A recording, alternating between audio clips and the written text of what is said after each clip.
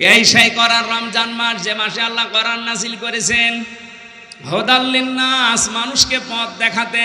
তাহলে কোরআন নাজিল করেছেন আল্লাহ গরু ছাগলকে পথ দেখাতে। কাকে বলেন বলেন? আপনি যদি মানুষ দাবি করেন আর কোরআনের কাছ থেকে হেদায়েত না পান, এই আয়াত অনুযায়ী আপনি মানুষ না।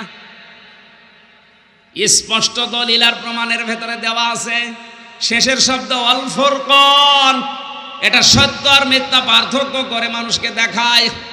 ও টাঙ্গাইলবাসী, রমজান আমাদের সামনে মাত্র একদিন, অথচ নবী রমজান মাস পাওয়ার জন্য 6 মাস আগে থেকে প্রস্তুতি নিতেন, আর আমাদের কয়েক ঘন্টা পরে শুরু হয়ে যাবে। এতে কিছুক্ষণ পরে, হয়তো আধা ঘন্টা পরে চাঁদ উঠলে আপনি রমজান শুরু হয়ে গেছে। যেমনই 6 মাস আগে যদি প্রস্তুতি নিতে পারে আপনি, আধা ঘন্টা আগেও কোনো প্রস্তুতি আছে আপনার? আপনি সিদ্ধান্ত নেবেন আজকে যে কোরআন দিয়ে আমি হক আর বাতিল পার্থক্য করে বাকি জীবন চালাবো। যদি চালাতে না পারি আমি জাহান্নামী। এই জন্যে আল্লাহ আমারে বানিয়েছে। এ দোষ আল্লাহর না, মানে আল্লাহ আমাকে হেদায়েতের উপরে চালাতে পারছে না, এ দোষ কার? কেন আমার বলেন তো? এই যে সূর্যটা ওঠে, সবাই সূর্যের আলো পায়। একটা ক্লাস চলছে, এটা জবাব দেবেন আপনি যদি জানেন। সূর্যের আলো সবাই পায় না? না, অন্ধ আলো পাবে। এখন দোষ কি সূর্যের না চোখের? আরো জোরে বলেন। আলহামদুলিল্লাহ, বাংলাদেশের ঐতিহ্যবাহী জেলা টাঙ্গাইল নাগরপুর থানার অন্তর্গত সুদামপাড়া জামে মসজিদের উন্নয়ন কল্পে তাফসিরুল কোরআন মাহফিলের স্বনামধন্য সভাপতি, বিশিষ্ট ইসলামী চিন্তাবিদ, শিক্ষাবিদ জনাব মাওলানা আব্দুল মালিক ফারুকি, আতালাল্লাহু উমরাহু ওয়া বারাকাল্লাহু ফি হায়াতি, বলেন আমিন। প্রধান অতিথি বিভিন্ন বিশিষ্ট শিল্পপতি, চেয়ারম্যান সন্ধানী লাইফ ইন্স্যুরেন্স কোম্পানি লিমিটেড জনাব মজিবুল ইসলাম পান্না। এতক্ষণ যারা আলোচনা রাখলেন হাফেজ মাওলানা মুফতি মহসিন আল মামুন, অন্যান্য ওলামা ইকরাম, সম্মানিত পরিচালক হাফেজ মাওলানা মাসুদ হাসান। মাহফিলটা যাদের মাধ্যমে নিয়েছি আবুল কাশেম ভাই সহ মঞ্চে বসা ওলামা ইকরাম, সামনে বসা মুসলমান ভাইরা, পর্দার আড়ালের সম্মানিতা মা এবং বোনেরা, প্রশাসনের ভাইরা, প্রাণ প্রিয় টাঙ্গাইলবাসী, দল মত নির্বিশেষে কোরআনের এই অনুষ্ঠানে পড়ন্ত বিকেলে হাজারো কাজ বাদ দিয়ে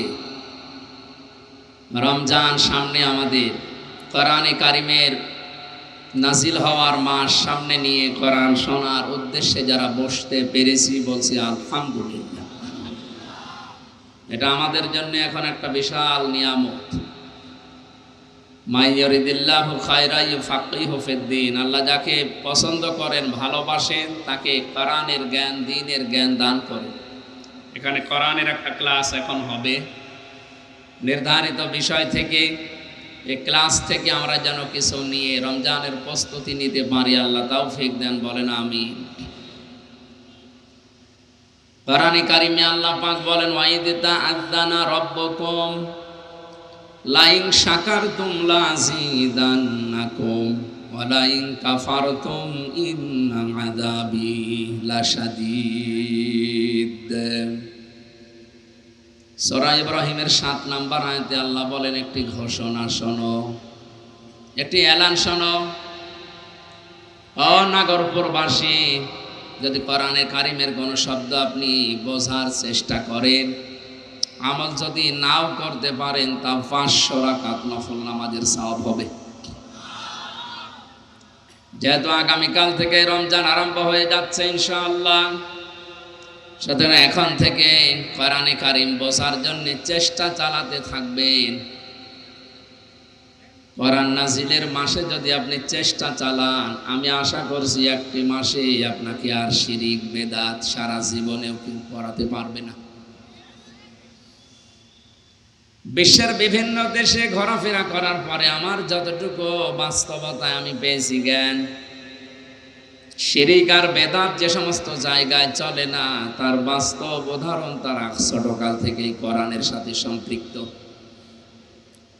মক্কা মদিনায় শিরিক আর বেদাত নেই, ওই দেশের খোদ লোক যারা শিরিক বেদাত করে না,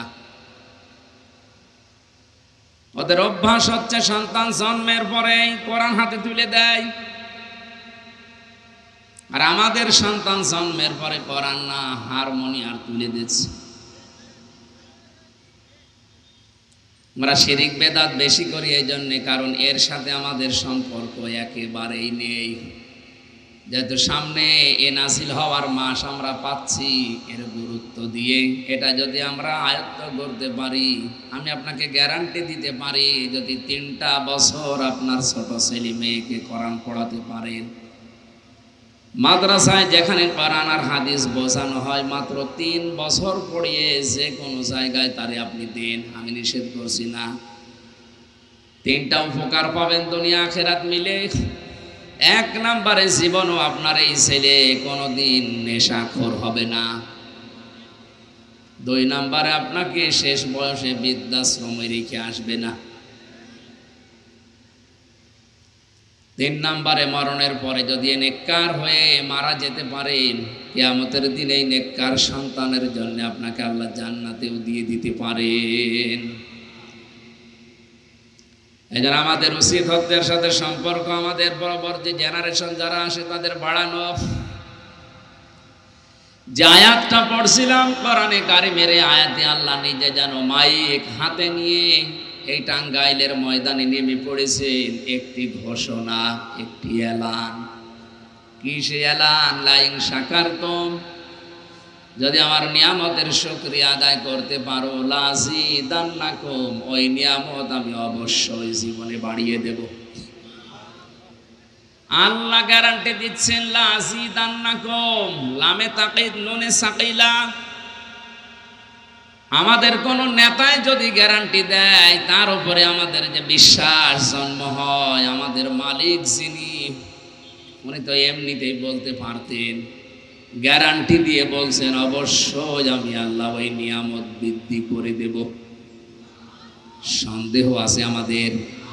আমরা সবাই মিলে স্বীকার করলাম যে এটা আমাদের জীবনের এখন নিয়ামতে পড়ন্ত। বিকেলে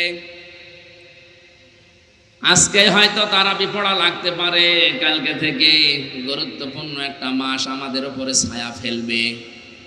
এই সময়ে কিছু দায়িত্ব আর কর্তব্য কোরআন আমাদেরকে দেবে। এই বিষয়টা যদি আপনি নিয়ামত মনে করতে পারেন, 3টা শর্ত আছে নিয়ামতের শুকরিয়া আদায় করার। বাংলাদেশ, ভারত আর পাকিস্তানের মানুষেরা মনে করে নিয়ামতের শুকরিয়া আদায় মানে টটি পর্যন্ত খেয়ে একেবারে ঢেকর তুলে বলবে আলহামদুলিল্লাহ, হয়ে গেল। এটা তো নিয়ামত শুকরিয়া আদায়ের একটা বাক্য।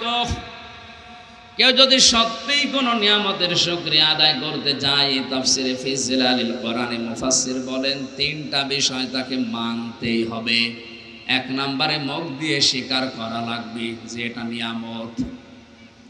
এটা আমরা মানি তো? বলেন বলেন। এটা যা নিয়ামত, অনেকের কাছে তো এটা গজব মনে হয়।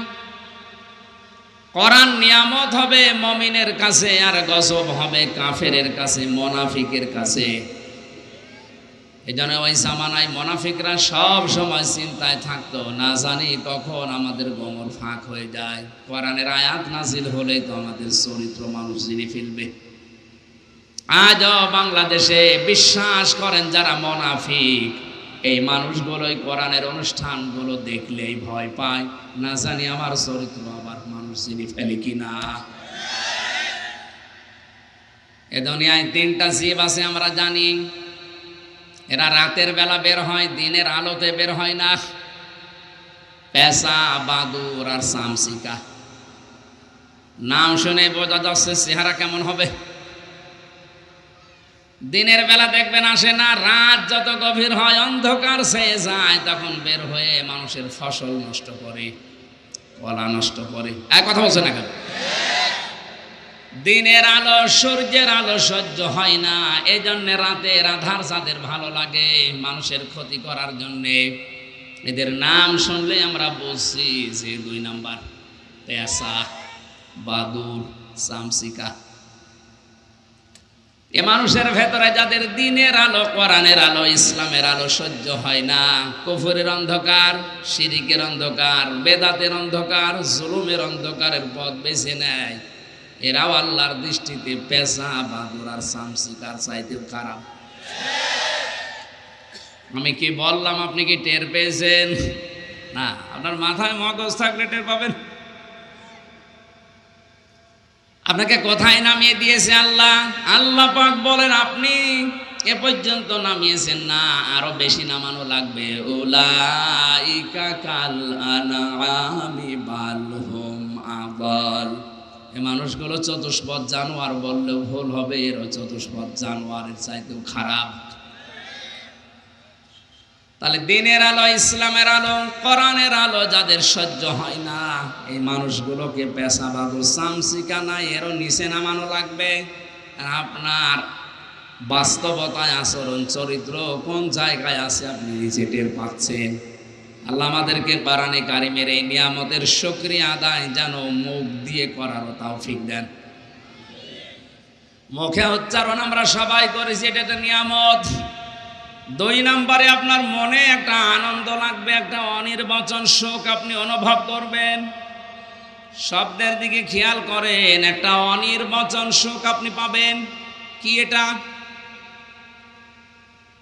পাখি যখন ছো মারে তখন মুরগির বাচ্চাগুলো পাখার নিচে, এই পালকের নিচে, এই যে নরম সফট কমল এই জায়গায় দাঁড়িয়ে বা বসে একটা কিচির মিচির আওয়াজ দেয়, বাংলাতে ওইটাতে বলা হয় অনির্বচন সুখ বা আনন্দ। কোরআনের কারিমের এই অনুষ্ঠানকে নিয়ামত যদি আপনি মনে করেন, বিশ্বাস করেন, আপনার মনের ভেতরে ওরকম একটা সুখ আপনি পাবেন। আপনি পাচ্ছেন তো? না, আরো আপনার কষ্ট হচ্ছে। 3 নম্বরে যে কথাগুলো এখান থেকে ডেলিভারি দেওয়া হবে, এই কথাগুলো আপনার প্র্যাকটিক্যাল লাইফে যেন আপনি আল্লাহর মর্জি মতো মিলাতে পারেন। এই 3টা শর্ত যারা আদায় করবে তাদের জীবনে এরকম অনুষ্ঠান আল্লাহ আরো দান করবে।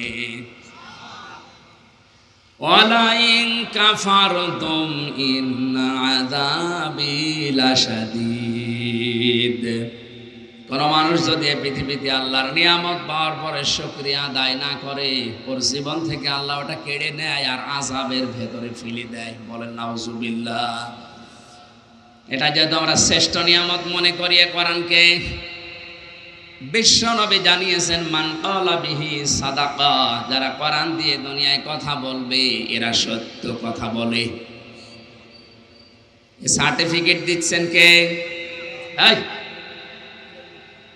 নবীজি মুহাম্মদুর রাসূলুল্লাহ সার্টিফিকেট দিয়েছেন, এই কোরআন দিয়ে যারা কথা বলে এরা সত্য কথা বলে। আপনি বিবেক দিয়ে বলেন, এই বাংলাদেশে কোরআনের কথা কম না বেশি? নে, কে বলেছে কোরআনের কথা হচ্ছে দেশে?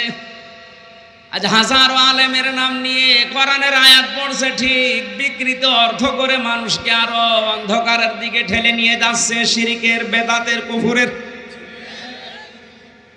এগুলো টাঙ্গাইলে এলাকায় নাও আসতে পারে, এগুলো ব্রাহ্মণবাড়িয়া, কুমিল্লায় বেশি চলে।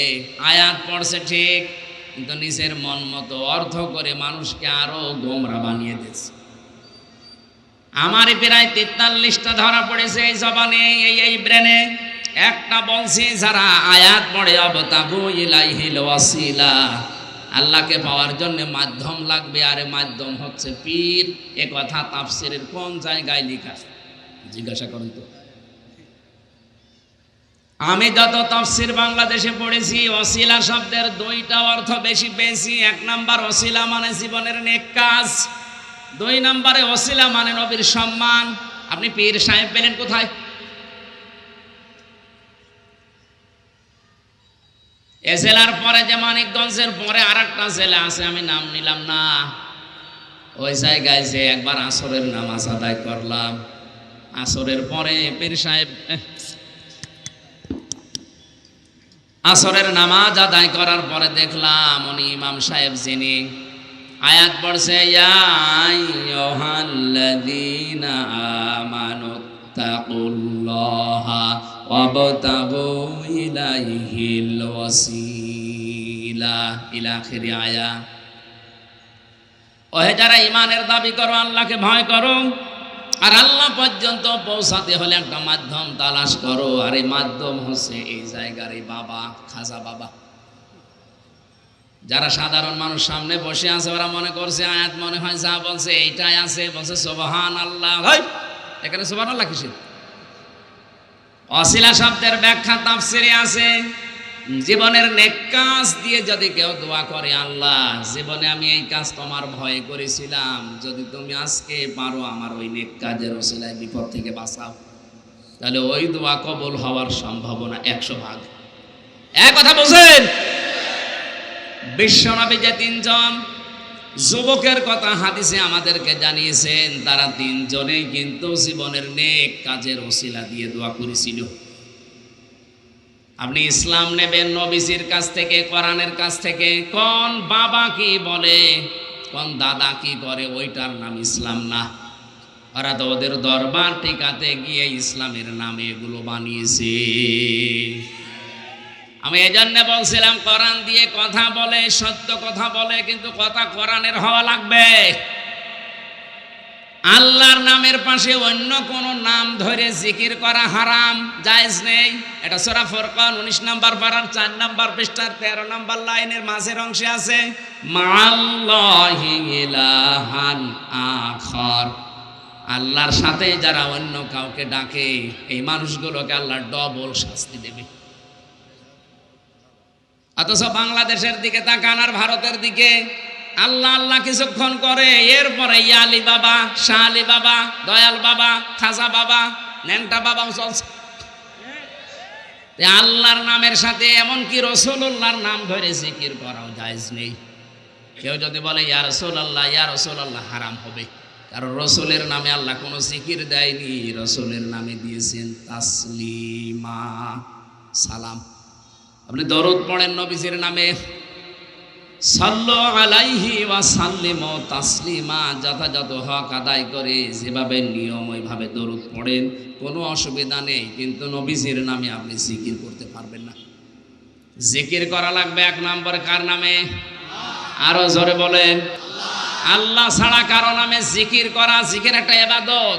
জিকির কি? আল্লাহ বাদে কারো নামে জায়েজ নেই। অথচ আল্লাহর পাশাপাশি যারা অন্য কারো নাম জুড়েও জিকির করছে আর কোরআনের আয়াত পড়ে পড়ে দলিল দিচ্ছে, আপনি বলেন তো এরা কি সত্য কথা বলছে? এজন্য কোরআন দিয়ে কথা বললে সত্য কথা বলে। যারা সামনে আছে শ্রোতাদের এই কথাটা বোঝার মতো আবার যোগ্যতা থাকা লাগবে। কোরআনের আলোচনা শুনলে যাদের উপলব্ধি করার ক্ষমতা আছে, এটা বোঝার মতো যোগ্যতা আছে, আল্লাহ কোরআনে সূরা মায়েদা 7 নম্বর পারা 4 নম্বর প্রথম নম্বর পৃষ্ঠার 1 নম্বর লাইনে 83 নম্বর আয়াতে জানিয়েছেন, ওই মানুষগুলোর চোখের দিকে তাকিয়ে আপনি দেখবেন ওরা কাঁদতেছে। ওয়াইদা সামিউ মা উনজিলা ইলার রাসূলি তারা আয়ুনাহুম তাফিদু মিনাদ দামি মিম্মা আরাফু মিনাল হক। হে নবী, আপনার কণ্ঠে যখন ওরা কোরআন শুনবে, সত্যি যদি উপলব্ধি করার ক্ষমতা ওরা রাখে, আপনি দেখতে পাবেন ওদের চোখ দিয়ে মনের অজান্তেই পানি গড়িয়ে পড়ছে। কোরআন আলোচনায় সবার চোখে পানি আসবে না। নবীজি কোরআন ওসমানের সামনে পড়লে হযরত ওসমান কাঁদতে কাঁদতে বেহুশ হয়ে যেত। কোরআন নবীজি আবু সেহেলের সামনেও পড়েছিলেন, ওর কান্না আসে না, ওর শয়তানি বেড়েছে। এই ময়দানে ওসমানের মতো মন নিয়ে বসলে আপনার চোখে পানি আসবে যদি আপনি বুঝতে পারেন, এটা যদি উপলব্ধি করার ক্ষমতা আপনার থাকে।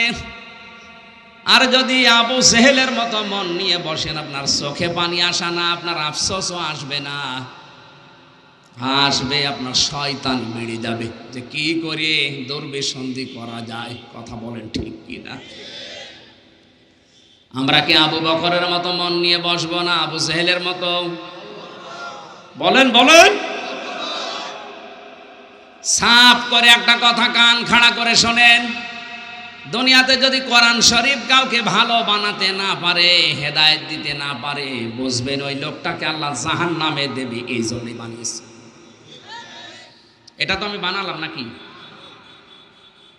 যে আয়াত পড়েছি আজকে সূরা বাকারার পরের আয়াতে এই শব্দটা আছে, শাহরু রমাদান আল্লাযী উনজিলা ফীহিল কুরআন হুদাল লিন-নাসি ওয়া বায়্যিনাতিম মিনাল হুদা ওয়াল ফুরকান। এই সেই কোরআন রমজান মাস, যে মাসে আল্লাহ কোরআন নাযিল করেছেন হুদাল লিন-নাস, মানুষকে পথ দেখাতে। তাহলে কোরআন নাযিল করেছেন আল্লাহ গরু ছাগলকে পথ দেখাতে। কাকে বলেন বলেন? আপনি যদি মানুষ দাবি করেন আর কোরআনের কাছ থেকে হেদায়েত না পান, এই আয়াত অনুযায়ী আপনি মানুষ না। স্পষ্ট দলিল আর প্রমাণের ভেতরে দেওয়া আছে। শেষের শব্দ আল ফুরকান, এটা সত্য আর মিথ্যা পার্থক্য করে মানুষকে দেখায়। ও টাঙ্গাইলবাসী, রমজান আমাদের সামনে মাত্র একদিন, অথচ নবী রমজান মাস পাওয়ার জন্য 6 মাস আগে থেকে প্রস্তুতি নিতেন, আর আমাদের কয়েক ঘন্টা পরে শুরু হয়ে যাবে। এই যে কিছুক্ষণ পরে, হয়তো আধা ঘন্টা পরে চাঁদ উঠলে আপনি রমজান শুরু হয়ে গেছে। যেমনই 6 মাস আগে যদি প্রস্তুতি নিতে পারে, আপনি আধা ঘন্টা আগেও কোনো প্রস্তুতি আছে আপনার, আপনি সিদ্ধান্ত নেবেন আজকে যে কোরআন দিয়ে আমি হক আর বাতিল পার্থক্য করে বাকি জীবন চালাবো। যদি চালাতে না পারি আমি জাহান্নামী, এই জন্যে আল্লাহ আমারে বানিয়েছে। এ দোষ আল্লাহর না, মানে আল্লাহ আমাকে হেদায়েতের উপরে চালাতে পারছে না, এ দোষ কার? কেন আমার বলেন তো? এই যে সূর্যটা ওঠে, সবাই সূর্যের আলো পায়। একটা ক্লাস চলছে, এটা জবাব দেবেন আপনি যদি জানেন। সূর্যের আলো সবাই পায় না? না, অন্ধ আলো পাবে। এখন দোষ কি সূর্যের না চোখের? আরো জোরে বলেন।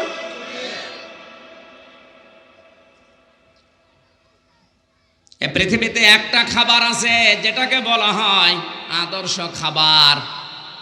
আমরা বাংলাদেশে দুধ বা মিল্ক বলে জানি, milk is an ideal food. অথচ এটা তো খাবার না, এটা তরল। এটা আইডিয়াল ড্রিঙ্ক হওয়ার কথা ছিল। বিজ্ঞান 12,500 খাবারের উপরে গবেষণা চালিয়েছে।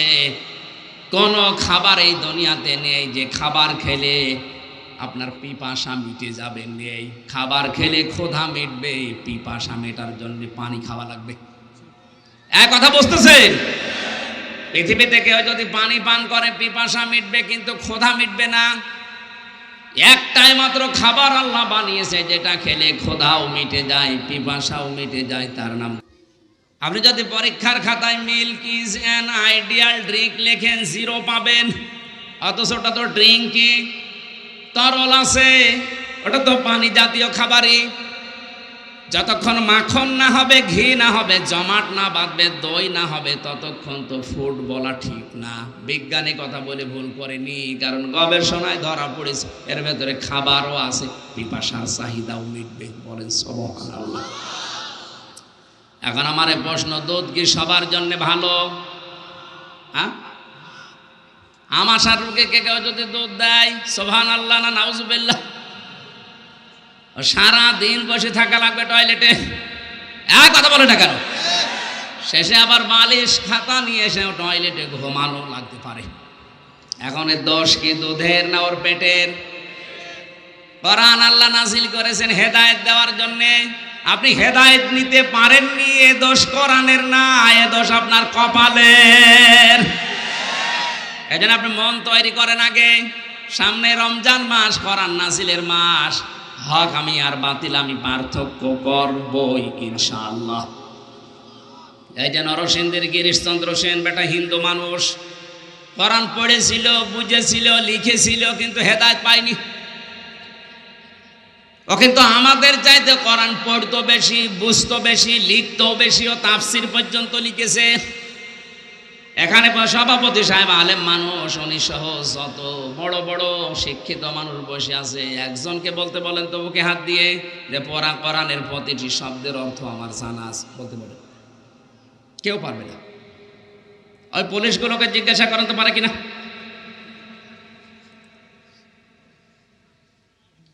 আমি প্রধান বক্তা, আমারও সম্ভব না। হ্যাঁ, আমি পড়েছি সব, কিন্তু আমার এখন আবার দেখা লাগবে, সব আমার মনে নেই। আপনি একটু ভাবেন তো, বেটা হিন্দু মানুষ গিরিশচন্দ্র সেন পুরা কোরআন শরীফের প্রতিটি শব্দের একটা করে অর্থ না, একাধিক অর্থ ওর জানা ছিল, নাই তো তাফসীর লিখলো কি করে? আর যেখানে যেই শব্দটা অ্যাপ্রোপ্রিয়েট হবে, যেখানে যেটা খাটবে, ওই জায়গায় ওইটা সে সেট করেছে। কোরআনের উপর তার দখল আমাদের চাইতে কত বেশি, তাহলে এ দখল অর্জন করতে হলে পড়া লাগেনি? এক কথা বলুন। কোরআনও পড়লো বেশি আমাদের চাইতে, বুঝলো বেশি, লিখলো বেশি, তো হেদায়েত পায়নি কোরআন থেকে, কারণ ওর মন ছিল না। এ দোষ এখন কোরআনের না ওর কপালের।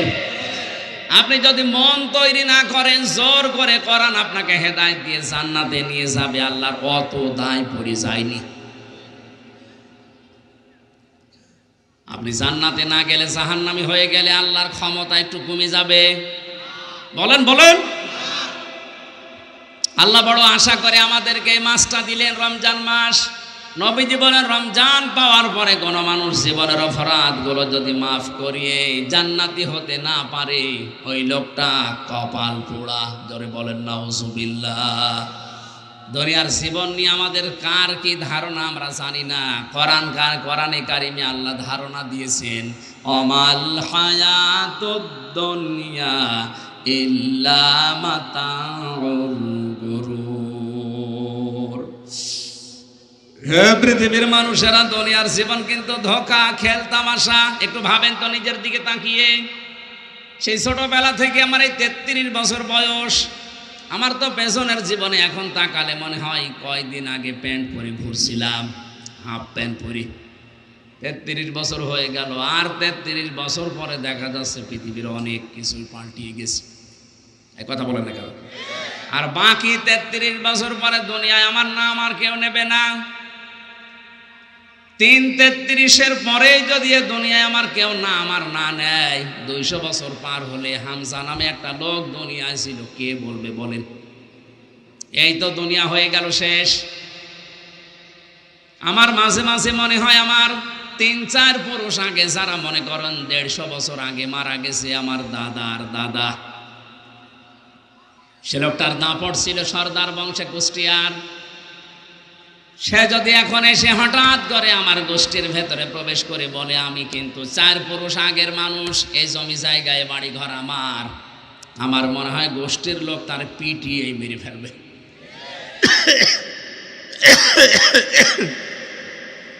শুধু ওই লোকটাকেই মারবে। আমিও যদি 200 বছর পরে আমার এই যে বাড়ি কুষ্টিয়ায় আমি বানিয়েছি, ওখানে যে যদি আমার পরবর্তী প্রজন্ম যারা 3-4 পুরুষ পরে আসবে, এদেরকে যদি বলি এটা আমি বানিয়েছিলাম, এর আসল মালিক আমি, তোমরা এখন আমাকে জায়গা দাও, আমারে ওরা পিটিয়ে বের করে দেবে। পিটিয়ে বের করে দেবে না, মেরে ফেলবে, কারণ ও জানে যে পিটিয়ে বের করে দেবে, আদালতে গেলে সমস্যা। বলেন তো দুনিয়ার জীবনটা কিভাবে আল্লাহ সাজিয়েছেন? এইটাই জীবন। মানুষের জীবন তো সফল আল্লাহর দৃষ্টিতে ওইটা।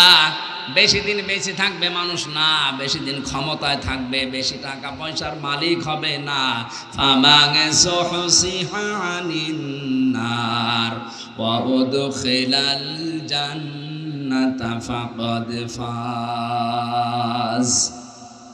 কোন মানুষকে যদি আমি আল্লাহ জাহান্নামের কাছ থেকে আস্তে আস্তে মাইনাস করে জান্নাতের কাজের দিকে আস্তে আস্তে এগিয়ে দেই, ওই লোকটার জীবন সফল। আজে রোজা রাখতো না, এখন রাখা আরম্ভ করেছে। আগে পর্দায় চলতো না, এখন পর্দা করা আরম্ভ করেছে। আগে ঘুষ খেত, এখন খাওয়া বাদ দিয়ে আস্তে আস্তে চলতেছে ভালো পথে। বুঝবেন ওই লোকটাকে আল্লাহ জাহান্নামের থেকে আস্তে আস্তে দূরে সরিয়ে জান্নাতের দিকে এগিয়ে দিচ্ছে। আল্লাহর দৃষ্টিতে ওর জীবন সফল। আপনি আমি ওরকম হতে পেরেছি আজও না? দুনিয়া এখন আমাদের আঁকড়িয়ে আছে।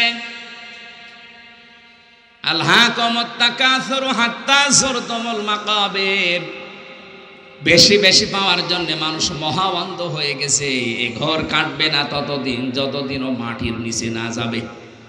আল্লাহ ওই নিচে যাওয়ার আগেই দুনিয়ার জীবনকে বোঝার তৌফিক আমাদের দাও, বলেন আমিন। নবীজির হাদিসের প্রথম পয়েন্ট ছিল মান ক্বালা বিহি সাদাকা। যারা কথা বলে কোরআন দিয়ে, এরা সত্য কথা বলে। আমি তো সত্য কথা বলবো বলে এসেছি, আপনাদের দায়িত্বে সত্যটা বোঝা। এখন আপনি বুঝতে হলে আপনার যোগ্যতা লাগবে।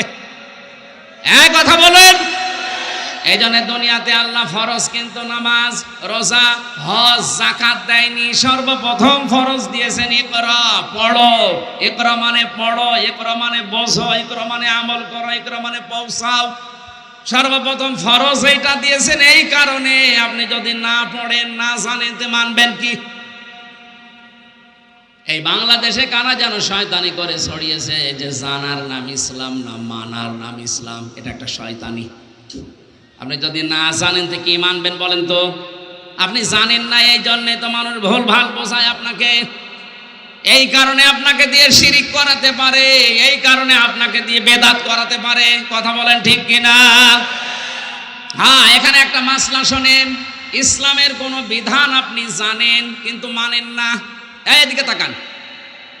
ইসলামের কোনো বিধান আপনি জানেন কিন্তু মানেন না, আপনার একটা গুনাহ হবে। কারণ জানার ফরজ আদায় হয়েছে, মানার ফরজ আদায় হয়নি। গুনাহ হবে কয়টা? আরো জোরে বলেন বলেন। আর আপনি জানেনও না, মানেনও না, আপনার ডবল গুনাহ হবে। আপনি জানেন না কেন?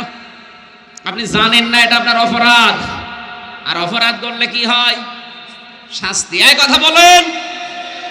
বলে আমি জানি না তাই মানি না, আর জানলে মানা লাগবে, এই জন্য আমি জানিও না। ওরে শয়তান, জানো না, এটা তোমার অপরাধ। দুনিয়ায় কেউ মায়ের পেটে জেনে আসে নাই, দুনিয়ায় আসার পরে জেনেছে। কথা বলেন ঠিক কিনা? এ লোকটা যদি জানতে পারে তো তোমার কি হয়েছে? তোমাকে জানা লাগবে। এই জন্য সর্বপ্রথম আল্লাহ বলেছেন ইকরা, পড়ো। কি করো? আরো জোরে, আরো জোরে। এখানে একটা মাসলা আছে, আলেম আছে যেহেতু আমি এই জন্য বলছি। জিবরাইল যখন এই শব্দ নিয়ে নবীজির কাছে এসেছিলেন, হে নবী আপনি বলেন ইকরা, 3 বার বলার পরও নবীজি পড়েন নাই, তাহলে আল্লাহর নবী পড়াশোনার বিরুদ্ধে ছিলেন না? মানে 3 বার তিনি বললেন মা নবী কারি, আমি পড়তে পারি না, পড়বো না, পড়তে জানি না। জিবরাইল 4th বার যখন বুকে চাপ দিয়ে বলেছেন ইকরা বিসমি রাব্বিকাল্লাযী খালাক, হে নবী পড়েন আপনার রবের নামে যিনি আপনাকে বানিয়েছে। বিশ্ব নবী এবার জিবরাইলের সাথে মিলে 5টা আয়াত পর পর পড়েছিলেন। এই হাদিসকে আমি বানালাম। বলেন বলেন, কি বুঝলেন হাদিস থেকে? নবীজি জানাতে চেয়েছেন, ও জিবরাইল বারবার আমাকে ইকরা ইকরা করো, পড়ো পড়ো। আমি কি পড়বো? তুমি যখনই বলেছো বিসমি রব্বিকা, রবের নামে পড়ো, তখন আমি পড়া আরম্ভ করেছি। তামাম দুনিয়ায় আমার উম্মতদেরকে আমি আজকে থেকে শিক্ষা দিলাম, পড়তে বললেই পড়া যাবে না, পড়ার আগে দেখা লাগবে ওটা রবের নামে পড়া কিনা। রবের নামে পড়া এখন আছে আমাদের। বলেন বলেন। আরে ভাই, পড়লেই মানুষ মানুষ হয় না। এই চোখে দেখেছি শিক্ষক অজু করছে, 5.5 বছর 6 বছরের ছাত্র পায়ে পানি ঢেলে দিচ্ছে। আমি এই চোখে এইটাও দেখেছি, বিশ্ববিদ্যালয়ে ক্লাস চলছে, মাস্টার্সে ছাত্র জুতা দিয়ে পিটাচ্ছে শিক্ষককে, বলে শালা করে মেরেই ফেলবো। এই যে কোরআন আমার সামনে, একটা কথাও বানানো না, 2টাই আমি দেখেছি। আরে ভাই, ছাত্র তো ওইটাও এইটাও। এটা কেবল কোরআনের স্পর্শ পেয়েছে কয়েকদিন, এ মানুষ হচ্ছে।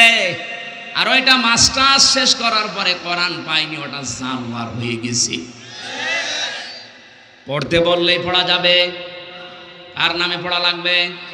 সিলেবাসের দিকে তাকান, আল্লাহর নামে পড়া আছে। এটা বললে আপনার কাছে রাজনীতি মনে হয়। 10 বছর পরে কি হবে আপনি টের পাচ্ছেন। বৃদ্ধাশ্রম এখন জেলায় জেলায় আছে, তখন থানায় থানায় বানানো লাগবে। আজ 3-4 দিন একটা ভিডিও ঘুরছে যে 4 ছেলে 2 মেয়ে, বাবা মা মারা গেছে আজ 10 বছর আগে। এরা সবাই মিলে বাবার নামের জমিগুলো সব নিজেদের নামে লিখে বাবাকে রাস্তায় ছেড়ে দেওয়ার সিদ্ধান্ত নিয়েছে। না না নাউজুবিল্লাহ বললেন কেন? দোষ শুধু ওই ছেলে মেয়েদের নাও, দোষ ওরও আছে। আল্লাহর পরে যে মা বাবার স্থান, এই শিক্ষায় তো বাবা ওই 6 জনকে দেয়নি। কথা বলেন না কেন? ওরে বৃদ্ধাশ্রমে দেবে না, রাস্তায় ছেড়ে দেবে না, করবে কি? এই জন্য পড়তে হলে আমাদের পরবর্তী প্রজন্মকে যদি মানুষের মতো মানুষ তৈরি করে রেখে যেতে চান, কোরআন বিবর্জিত শিক্ষা ব্যবস্থা দিলে ওটা আসলেই বানরের বাচ্চা, শকুরের বাচ্চা হবে। পড়া দিয়েছে শরীফ শরীফা পড়ো, কি করবো এটা পড়ি আমি? সকালবেলা যদিও বলে আমি শরীফ, বিকালে বলছে না আমার শরীফা শরীফা লাগছে। আপনি থাকেন এইভাবে, কিছু বলতাম না, কিন্তু আপনার দুর্বিসন্ধি তো আলাদা। এই ট্রান্সজেন্ডারের নাম নিয়ে এইটা করে মানুষকে ধোঁকা দিয়ে বোকা বানিয়ে যদি বলেন যে আমার তো শরীফা মনে হচ্ছে, তাহলে আপনি শেষে বলবেন তাহলে আমার এই মহিলা হোস্টেলে সিট দাও, কারণ আমি তো এখন আর শরীফ নেই। আমি কি বলেন বলেন? মহিলা হোস্টেলে আপনার মেয়ে আছে, আপনার বোন আছে, আপনার ফুপু আছে, এই কথা বলে না কেন? ও যতই শরীফা দাবি করুক, মাল কি শরীফ? মাল কি বলেন তো? শরীফ যদি আপনার মেয়ের কাছে, আপনার বোনের কাছে থাকে, ও ঠিক থাকবে? সেদিন এক লোক প্রশ্ন করছে, হুজুর যুবক যুবতী এক বিছানায় ঘুমানো জায়েজ আছে কিনা? জায়েজ আছে, কিন্তু তো ঘুমাবে না। ঘুমাবে? আপনি শরীফ থেকে শরীফা হয়ে থাকলে তো মেনে নিতাম, কিন্তু আপনি তো থাকবেন না। আপনার তো দুর্বিসন্ধি আলাদা। সমকামিতা চালু করার জন্য আপনি এগুলো দুর্বিসন্ধি করে ঢোকাতে চান। আগামী প্রজন্ম শেষ পর্যন্ত আমার মেয়ে আমার বোন আমার ফুফু না, আপনার মেয়ে আপনার বোন আপনার ফুফু, পেটে যার সন্তান নিয়ে ঘুরবে, কিছু বলতে পারবেন না। এটা শুধু আমার একার দায়িত্ব না, আমাদের সবার বাঁচা লাগবে। এখানে পড়তে হলে কার নামে পড়া লাগবে? আল্লাহর নামে পড়া। এরকম ভেজাল আছে নেই? আল্লাহর নামে যারা পড়েছিল আপনি তাকান তাদের দিকে। খলিফাতুল মুসলিমিন হযরত ওমর 0 থেকে হিরো বানিয়ে দিয়েছে আল্লাহ। পড়েছিল মাত্র 2টা সাবজেক্ট, কোরআন আর নবীর হাদিস। এই 2টা সাবজেক্টে এমন মানুষ হয়েছে কিয়ামত পর্যন্ত ওমর দুনিয়া কেউ বানাতে পারবে না। তারা তো মানুষই ছিল। এই জন্য আমাদেরও উচিত কথা বললে, যারা কোরআন দিয়ে কথা বলে, কথাগুলো বোঝার মতো যোগ্যতা আমাদের অর্জন করা দরকার। তাহলে ভুল ভাল কথা বলে এই নাগরপুর থেকে কেউ আর যেতে পারবে না। আজকের এই ময়দানে সিদ্ধান্ত নেওয়া লাগবে, যারা এই টাঙ্গাইলে আসবে আগে বলবেন কোরআন হাতে নেন। শব্দের ব্যাখ্যা এক একটা অর্থে তাফসিরের আকারে আমাদেরকে এখানে তাফসিরুল কোরআন মাহফিল লিখা, এইভাবে করে করে বলেন কোন বাবা কি করেছে ওইটা আমরা শোনার জন্য আসি নাই। বলতে পারবেন? তাহলে শিরিক বেদাত এই জেলায় আর কেউ ছড়াতে পারবে না। আমান আমিলা বিহি উজিরা, যারা কোরআন দিয়ে আমল করে এদের পুরস্কার আল্লাহ নিজে দেয়। কোরআনের আমল আছে পুরা কোরআন শরীফে আল্লাহ দিয়েছেন 500। কত বলেন বলেন? কালকে থেকে একটা আরম্ভ হবে। এই যেটা পড়েছিলাম, ইয়া আইয়ুহাল্লাযীনা আমানু কুতিবা আলাইকুমুস সিয়াম, ওহে যারা ঈমানের দাবি করো তোমাদের উপর আমি লিখে দিলাম সিয়াম। কি করলাম? আমি ফরজ করে দিলাম। এ কথা এখানে আল্লাহ দেয়নি, কুতিবা লিখে সই স্বাক্ষর করে দিলাম। এ মাহফিলের সভাপতি যিনি আছেন, প্রধান অতিথি শিল্পপতি, উনি যদি এত বড় টাকাওয়ালা মানুষও যদি বলে এই জমিটা মসজিদের নামে আমি দিয়ে দিলাম, এ কথার কোনো দাম আছে? নেই। যদি এটা সই স্বাক্ষর করে, দলিল করে, স্ট্যাম্প করে মসজিদ কমিটিকে দেয়, জমির দাম আছে না নেই? যত বিধান আল্লাহ পাক জিবরাইলকে দিয়ে দুনিয়ায় পাঠালেন, আর রোজার মতো নামাজের মতো গুরুত্বপূর্ণ বিধান আমার আল্লাহ আরশে নিয়ে বিশ্ব নবীকে নিজে উপহার দিলেন। শুধু আমাদের উপরে আল্লাহ এটা লিখে দেননি, কামা কুতিবা আলাল্লাযীনা মিন ক্বাবলিকুম, আমাদের পূর্বে যত জাতি এ দুনিয়া থেকে বিদায় নিয়েছে সবার উপরে রোজা ছিল। সবার উপরে কি ছিল? ইসলামের অন্যান্য বিধান হয়তো কম বেশি ছিল, কিন্তু রোজা সবার উপরে ছিল। আল্লাহ দিয়েছিলেন কেন? যে এটা লাআল্লাকুম তাত্তাকুন, মানুষ যেন খোদা ভীতি অর্জন করতে পারে। এখন খোদা ভীতি কি? আল্লাহর ভয়ে জড়ো সড়ো হয়ে ঘরের ভেতরে বসে থাকা। বলেন বলেন, তাকওয়া যে কি এটা আমরা অনেকে জানি না। ভয়ের অনেকগুলো আরবি আছে। ইনজার মানেও ভয় দেখানো, খাউফ মানেও ভয়, তাকওয়া মানেও ভয়। ওই সমস্ত শব্দ বাদ দিয়ে আল্লাহ তাত্তাকুন দিলেন কেন? খাউফ বলা হয় ওই ভয়কে যেটা মানুষ বাঘ দেখে পায়, সাপ দেখে পায়। পুলিশ দেখে ভয় পায় না মানুষ, পুলিশ দেখে যে ভয় পান, এটা খাউফ। আর তাকওয়া আল্লাহর নিষিদ্ধ কাজগুলো ঘৃণা ভরে ছেড়ে দেওয়ার নাম তাকওয়া। আমি কথা বোঝাতে পেরেছি? বেপরদায় চলা আল্লাহর নিষিদ্ধ কাজ। এই কথা বলেন না কেন? বেপরদায় চলা কার নিষিদ্ধ কাজ? আজকে থেকে বেপরদায় চলবো না, এটা ঘৃণা করে ছেড়ে দিলাম, এর নাম তাকওয়া। উলঙ্গ নাচ দেখা এটা আল্লাহর নিষিদ্ধ কাজ। বলেন বলেন, মোবাইলে যাদের এরকম উলঙ্গ নাচ আছে, এরকম গান আছে, আজকে থেকে আমি শুধু দেখবো না, না ঘৃণা করে ডিলিট করে দিলাম, এর নাম তাকওয়া।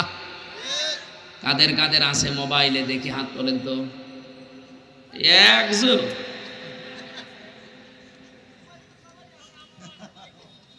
না না, আমি তো এটা বোঝাতে চাই। আমি বলতে চেয়েছি যাদের মোবাইল এরকম ওলট পালট জিনিস আছে এই মুহূর্তে ডিলিট করবেন। খালি ওয়াজ শুনতে আসে না,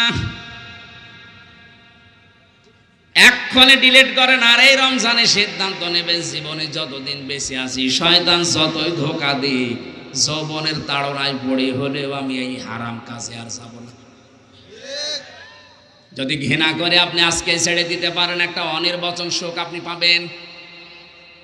ছাড়বেন কারা কারা? হাত তোলেন তো। হাত তোলেন। আপনাদের এই চরিত্র কিরকম বোঝা হয়ে গেছে।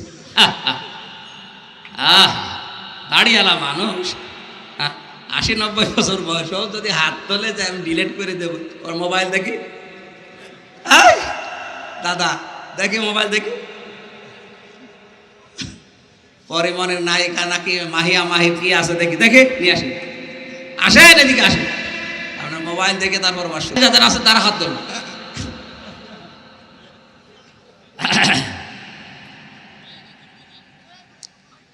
আমার ভাইরা, রমজানের গুরুত্ব এত বেশি আল্লাহ পাক জানিয়েছেন, ফামা শাহিদা মিনকুমুশ শাহরা ফালিয়াসুমহু। তোমাদের ভেতরে কেউ যদি রমজান মাস পায়, আমি আল্লাহ বললাম সে যেন অবশ্যই রোজা রাখে।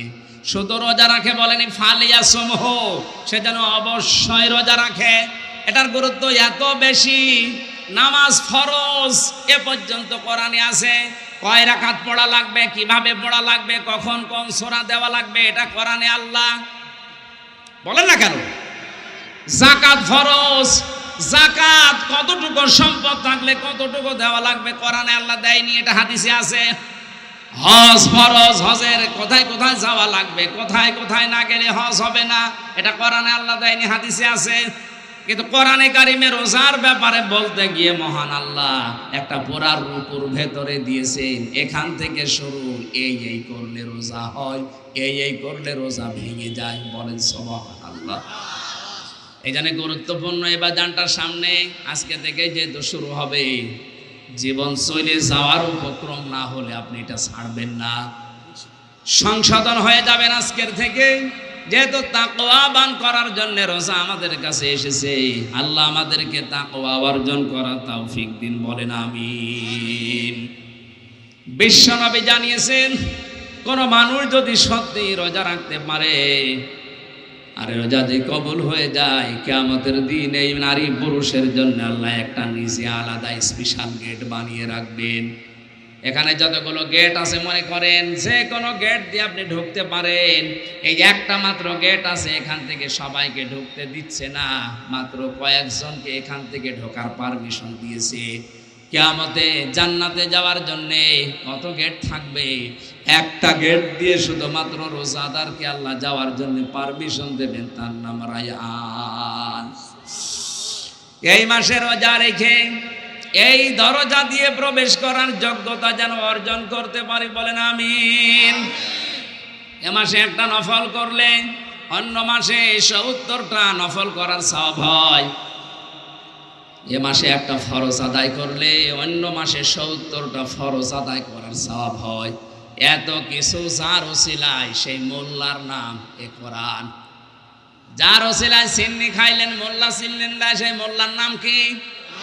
বলেন বলেন। ১০০০ বর যাতে গিয়েছে, বর যায়নি, মেয়ের বাবা খেতে দেবে। কোরআনে কারিমের জন্য এত কিছু। রোজার যত ফজিলত বলেন, যত মর্যাদা বলেন, যত দাম বলেন, যত কিছু রোজার সব এই কোরআনের জন্য। আল্লাহ পাক কোরআন যদি রমজান মাসে না দিয়ে রজব মাসে দিত, রজবের দাম বেড়ে যেত। এই কথা বলছেন? যার জন্য দাম বেড়েছে, এইটার কাছে যদি আমরা ফিরে আসতে না পারি, এর সাথে যদি সম্পর্ক বাড়াতে না পারি। যে আয়াত আমি দ্বিতীয় রাকাতে পড়েছিলাম, দ্বিতীয়বার যেটা পড়েছি, আমিনহুম মাইয়াকুলু রব্বানা আতিনা ফিদ দুনিয়া হাসানা ওয়া ফিল আখিরাতি হাসানা ওয়া কিনা আযাবান নার। কাবা শরীফে গিয়ে দেখলাম রুকনে আমিনে থেকে হজরে আসওয়াদ, এই জায়গাটা পার হওয়ার সময় লক্ষ লক্ষ হাজিরা এই আয়াতটা পড়ছে। তখন বুঝি নাই, বাংলাদেশে এসে আয়াতগুলো তাফসিরের সাথে মিলিয়ে দেখি আল্লাহ দুনিয়া আখিরাত সব এই ফিদ দুনিয়া হাসানার ভেতরে দিয়ে রেখেছে। আমরা আজকে রমজানের প্রথম তারিখে ফিদ দুনিয়া হাসানা বলে মোনাজাত করে শেষ করে দেব না। ফিদ দুনিয়া হাসানা আসলে কি, আমরা পেয়েছি না পাবো, এটা আজকে দেখে তারপরে বাড়ি যাবেন। মাগরিব নামাজ এখানে পড়ে যাবেন। কারা কারা হাত তোলেন তো? আন্দাজে হাত তুলবে না, চলে গেলে আপনি মুনাফিক হয়ে যাবেন। হাত নামান তাড়াতাড়ি। হ্যাঁ তোলেন তোলেন, আমি থাকবো ইনশাল্লাহ। তোলেন, হাত তোলেন। আমি তো মুসাফির, আমি মাগরিব পড়াতে পারবো, অসুবিধা নেই। মাগরিব আমি পড়াবো। হাত তোলেন তোলেন। এই দেখেন তো হাত তোলেনি কে? ও যাইল, হাত নেই মনে হয়। তোলেন, সাদা গেঞ্জি তোলেন। আমি এই আয়াতটা শেষ করব, যতক্ষণ সময় লাগে আমি কথা বলবো। আজকে যেহেতু তারাবি আছে, তো খতম তারাবি চলবে। আমরা ফিদ দুনিয়া হাসানার ব্যাখ্যা আমার ইন্টারনেটে দেখবেন, 16টা দেওয়া আছে। যারা পান ওখানে আমির হামজা লিখলে আসবে, ওগুলো পড়ে পড়ে দেখবেন আপনার জীবনে দুনিয়ার হাসানা আছে কিনা। আসলে আল্লাহ আমাদেরকে তৌফিক দিন, আল্লাহুম্মা আমিন। রব্বানা আতিনা ফিদ দুনিয়া হাসানা ওয়া ফিল আখিরাতি হাসানা ওয়া কিনা আযাবান নার। রব্বুল আলামিন দুনিয়ার হাসানা দাও, আখিরাতের হাসানা দাও, জাহান্নামের আগুন থেকে আমাদেরকে বাঁচাও। সম্মানিত মর্যাদাপূর্ণ একটা মাস আমাদের সামনে ছায়া ফেলে দিয়েছে। এই মাসের কদর করার, সম্মান করার, মর্যাদা দেওয়ার তৌফিক দাও। হক আদায় করে যেন রোজা রেখে রায়্যান নামক গেট দিয়ে যাওয়ার যোগ্যতা অর্জন করতে পারি, আমাদেরকে সেই সুযোগ করে দাও। এ মাহফিলের আয়োজন যারা করেছে, শোনার জন্য যারা এসেছে, কিয়ামতে কোটি কোটি মানুষ নবীজির সুপারিশ ছাড়া কেউ জান্নাতে যেতে পারবে না। এই ময়দানে যারা এসেছে, এদেরকে তুমি ওই ময়দানে বিশ্ব নবীর সুপারিশ পাওয়ার সুযোগ করে দিও। যত মানুষ চেষ্টা চালিয়েছে এই অনুষ্ঠানটার জন্য, আল্লাহ তাদেরকে তুমি দ্বীনের জন্য কবুল করো। আমার প্রশাসনের ভাইরা নিজেদের স্ত্রী, পুত্র, সন্তান, মা বাবা ছেড়ে বাংলার বিভিন্ন প্রান্তে দেশ এবং দেশের জানমালের হেফাজতের দায়িত্ব যারা পালন করে, বাংলার এই প্রশাসনের উপরে তোমার রহমত নাজিল করো। আজকের পুলিশ ভাইদের দায়িত্বটা তুমি ইবাদত হিসাবে মেনে নাও। সম্মানিত মা বোনদেরকে খাদিজার মতো, আসিয়ার মতো বানিয়ে দাও। কখন কার মরণ চলে আসে আমরা জানি না। আল্লাহ আমার কণ্ঠটা মেহেরবানি করে আগের মতো আবার ফিরিয়ে দাও। এলাকায় আসলে যার কথা মনে পড়ে, আইলা এলাকার সন্তান, এলাকার জামাই, বড় ভাই লুৎফর রহমান, তার সন্তান অসুস্থ, শেফায়ে কামেলা জেলা নসিব করো। তুমি ওই গোলাম লুৎফর রহমান সহ তার স্ত্রী, সন্তান যারা আছে তাদেরকে মাফ করে দাও। মাওলানা আবুল কাশেম শাহ, আব্দুল মালিক ফারুকি ভাই সহ যত আলেমরা এসেছে, আলেমদেরকে আলেম হিসাবে মেনে নাও। আল্লাহ আমার কণ্ঠটা ব্যথা, মেহেরবানি করে আমার কণ্ঠের ব্যথা দূর করে দাও। কোরআনে কারীম সহজ সরল ভাষায় বোঝাতে পারি সেই তৌফিক আমারে ভিক্ষা দাও। বলা মাওলা, তোমার এক বান্দা দোয়া চেয়েছে, তাকে একটা নেককার সন্তান দান করো। রব্বি হাবলি মিনাস সালিহিন, রব্বি হাবলি মিনাস সালিহিন। এই নাগরপুর যে থানার মাটির নিচে যত মানুষ ঘুমিয়ে আছে, কোরআনের এই অনুষ্ঠানের কারণে মাফ করে দাও। একটা মাস আমাদের শরীরকে সুস্থ রাখো, ভালো রাখো। হক আদায় করে রোজা রাখার তৌফিক আমাদের সবাইকে তুমি ভিক্ষা দাও। আল্লাহুম্মা ইন্নী আসআলুকা শাহাদাতান ফি সাবিলিক। আল্লাহ, মেয়েরা যারা এসেছে এদের রোগ শোক থেকে মুক্ত রাখো। রমজানের রোজাগুলো তাদেরকেও পালন করার সুযোগ দাও। যেই ঘরে একটা আল্লাহওয়ালা মেয়ে আছে, হযরত ওমর বলেন সে ঘরে একটা জান্নাতের টুকরা আছে। আমাদের ঘরে যাদের মা বোন আছে এদেরকে তুমি আল্লাহওয়ালা বানিয়ে দাও। বারাকাল্লাহু লানা ওয়া লাকুম ফিল কোরআনিল আযীম। মাহফিলের প্রধান অতিথি বিশিষ্ট শিল্পপতি জনাব মজিবুল ইসলাম পান্নাকে কবুল করো। আল্লাহ, যত আলেমে কাশেম ও মুফতি মহসিন আল মামুন সহ মাসুদ হাসান সহ প্রত্যেকটি আলেমকে আলেম হিসাবে মেনে নাও। কখন মরণ আসে জানি না, যখন আসবে যেন পড়ি লা ইলাহা ইল্লাল্লাহু মুহাম্মাদুর রাসূলুল্লাহ।